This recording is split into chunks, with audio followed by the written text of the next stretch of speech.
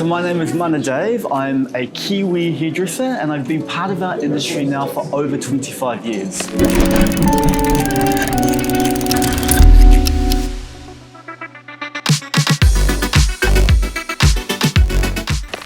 So I have a salon. I'm a salon owner and my salon has been around now for over 15 years. So I've gone through all of the joys and trials and tribulations that come along with that. It's gone through a couple of different reiterations, but at the moment I have a team of about 10 people.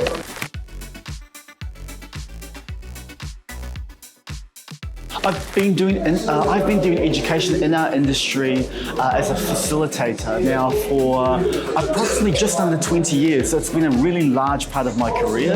And I think it's important for a number of reasons. First off, I think in any industry, and specifically in ours, the way that we move forward, the way that we grow, the way that we elevate our industry is definitely through education. And it's on a lot of different areas, like definitely in terms of skill, that's something that's really important. But I think more importantly, what we educate our people on is really understanding themselves. It's like life skills, transferable skills that they learn in the salon space, and they can then take those skills to apply it in their everyday life. So what we do, I think, really does make a difference for people in terms of their careers, but just in terms of their well-being and their personal lives. It's amazing to be part of that journey for people.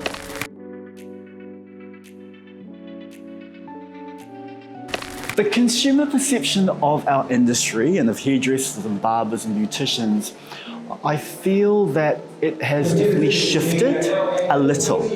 And some of that shift really came from what happened to all of us during lockdown and COVID. We were isolated, we were removed, particularly here in Auckland, we were closed for a number of months. So our clients really felt the disconnection. And on a few different levels. Obviously, the greys were growing through. So for a lot of people, just the way they looked, their appearance, it really shifted their headspace and the way they felt about themselves and the way they interacted with people. On another level, they felt disconnected because for a lot of people, we are the independent, unbiased voice that can listen to them and really give them advice, but I'd say it's really more about helping them to get clarity on the things that they're thinking about, the life experiences that they're going through, what they're living through currently. We're that voice for those people to allow them to really sound out things so they don't have them bottled up. So what it did do for people was they realized, aside from the aesthetics, how for their mental well-being and mental health, we really do provide an amazing service. Definitely as an industry, some of the things that we need to work on is, right off the bat, we need to look at our pricing. Because it is a human thing that when we look at how much something costs, we immediately start to push people into a certain category.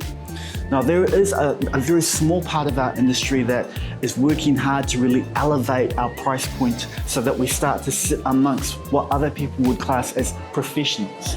But as a whole, our industry, we really need to work together and collaborate more so we get a lot more unified in the way we look at pricing and how we offer our pricing structure to the consumer. Because that will be a really huge way for people to really shift their sense of our value to them. I mean, that sounds really yucky when you talk about money to people, but it's the truth. Like, we've really got to look as an industry at what we're offering and see the value in it and then connect it to the money. That will shift how the consumer starts to see us. So I think that's definitely a huge starting point for us.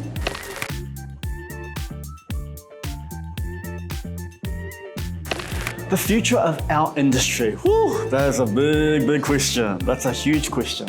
I would probably attack it in two ways. Firstly, I think it is just life changes and our industry has changed and we cannot stop that. Like, our industry is always a reflection of what's going on in just society and our culture and where people are at and what they believe and how they live. So all of those things ripple into our industry and we can see that showing up in the kind of young people that we have coming through. You know, they are a product of our culture. And unless we as an industry find a way to evolve as well so we can engage those young people, we're not going to have an industry left. So from within, we really have to look at what it is that these young people are about and find our way to connect with that. And digital is a massive part of that. Like, it is, they've grown up with it. They grow up as babies and they can touch iPads. So we have to find a way as an industry that we're using digital really to connect with them, to engage them, and then entice them to want to come and hang out with us. That's what we've got to really focus on so they do come on board.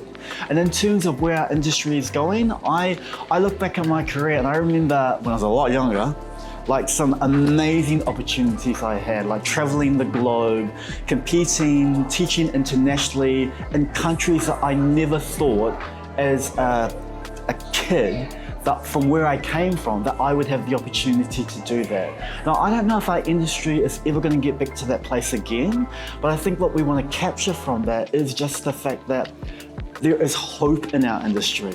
There just really is. So we've got to find a way that we can convey the hope that there is within us to those young people so they want to get on board.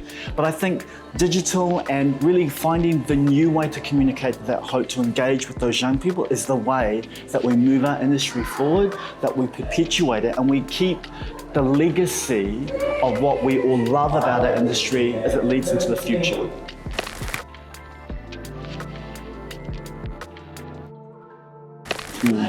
Well, I am incredibly biased.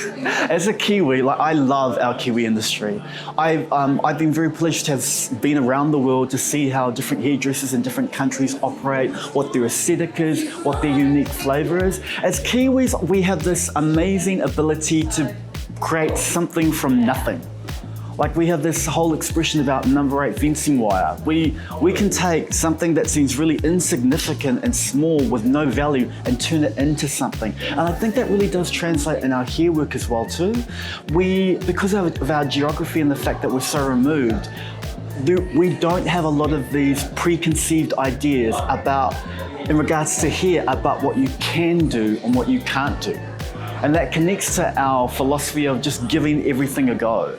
I mean, when you look at our industry, we have so many really well-known Kiwi hairdressers from a country of really only 5 million who have gone around the globe, won international competitions, who have built really great profiles for themselves as Kiwis abroad. And I think beyond our aesthetic, that's what really is unique about Kiwis. We just believe that you can.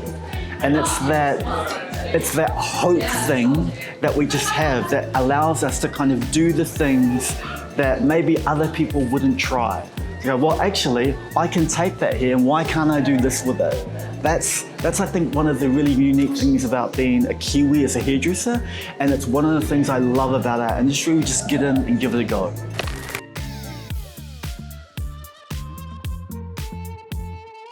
Toi Mai, those guys, they've got it. And aside from having it, they actually get it.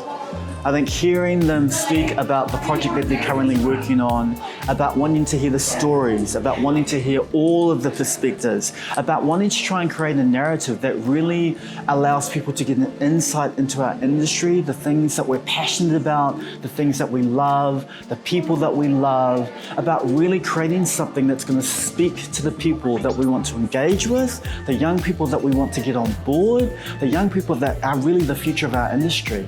Like, to create a platform that allows those people, the people that we need to really get what we're about, to understand the unique privilege that you have about being in this industry where you're of service to people, but also that you create and you make money.